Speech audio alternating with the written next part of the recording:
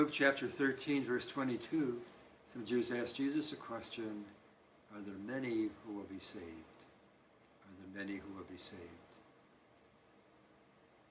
Many of us perhaps have been asked, are we saved?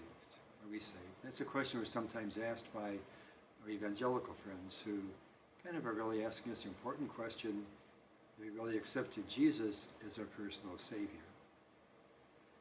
An answer I like to give to that question, though, is one that I once read the psychologist Earl Field gives. When asked that question, he says, have I been saved? Actually, I'm still trying to figure out how to spend myself. I'm still trying to figure out how to spend myself. In other words, rather than focusing on being saved, the focus is on how he can take his life and make his life a gift to other people. How we can identify the gifts God's given him, develop those gifts, and then use those gifts to make the world a better place.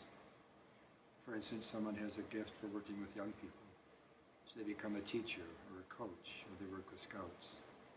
Others have a gift for music, so they develop that gift and use their gift for music to bless other people's lives, enhance other people's lives.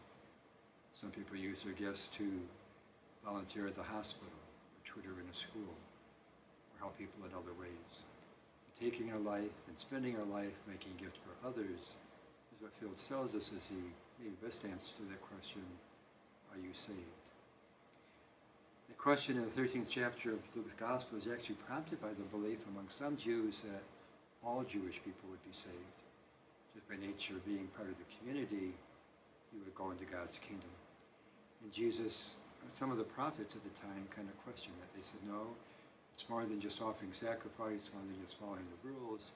You have to live a life where you care for other people, where you particularly care for those who are poor and the oppressed. And Jesus kind of continues that idea in that chapter 13 of Luke's Gospel.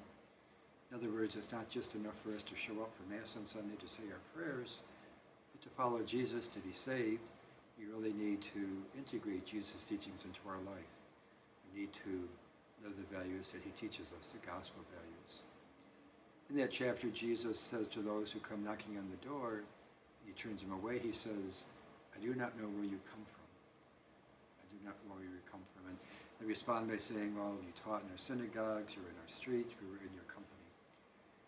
When Jesus says, I do not know where you come from, he's really referring not to geographical space, but to spiritual space.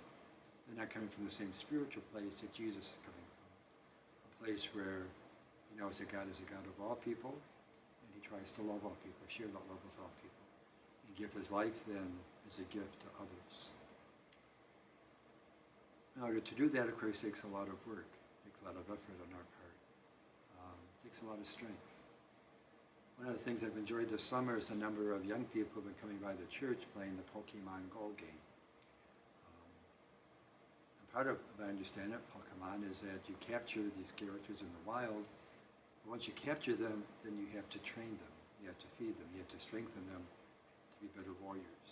And it takes a lot of time and a lot of effort. The same thing with our spiritual life. In order to be strong enough to enter through the narrow door that Jesus talks about, you need to really take the time to work hard at strengthening ourselves spiritually. Again, to take on the mind of Christ, the values of Christ, and to live our life gives a gift for other people. So I think part of the message is, before our life can be saved, our life first has to be spent.